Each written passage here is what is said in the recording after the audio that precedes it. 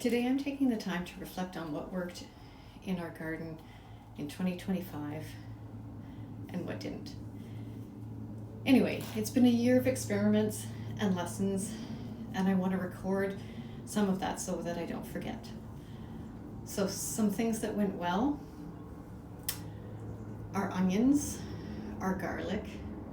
And then I replaced the garlic with the ground cherries and they did amazing. The peppers were great. I could always grow more. Some of the tomatoes did amazingly.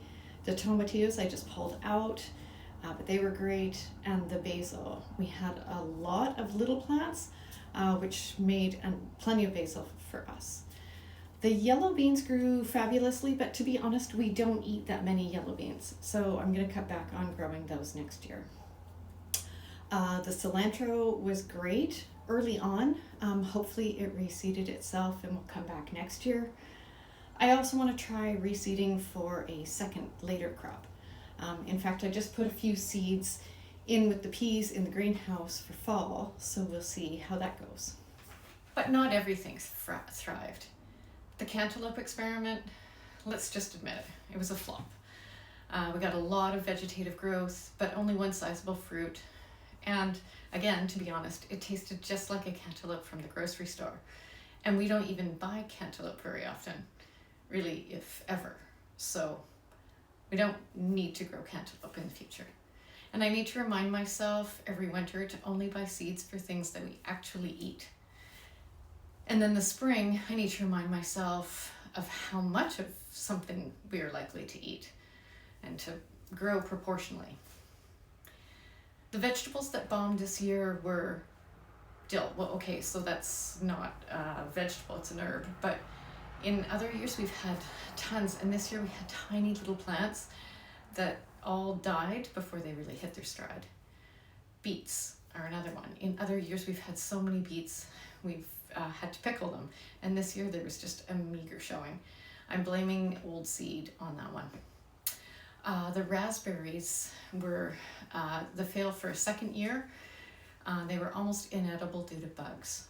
They were really there for my mom, so I think their time has come and gone. I feel like we could do a better job with squash.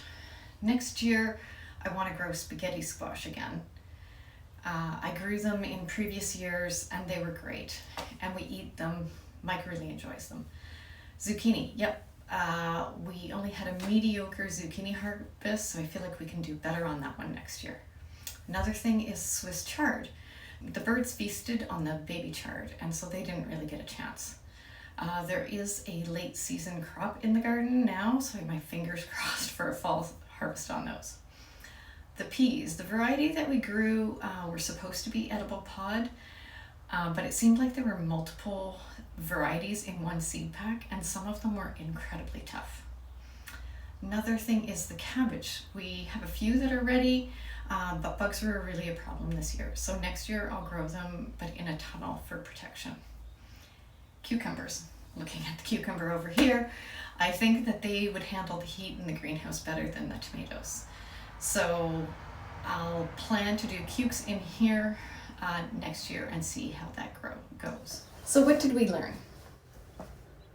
I love the greenhouse. It got us started early and has been an exciting and yet peaceful space throughout the whole growing season. But not that everything fits in here.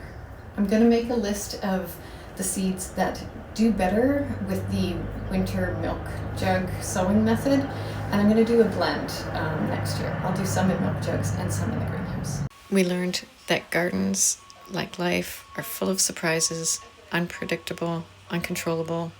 Failure is feedback. So roll with that. With retirement on the horizon, I'm excited to have more time to experiment, reflect, and grow with the garden.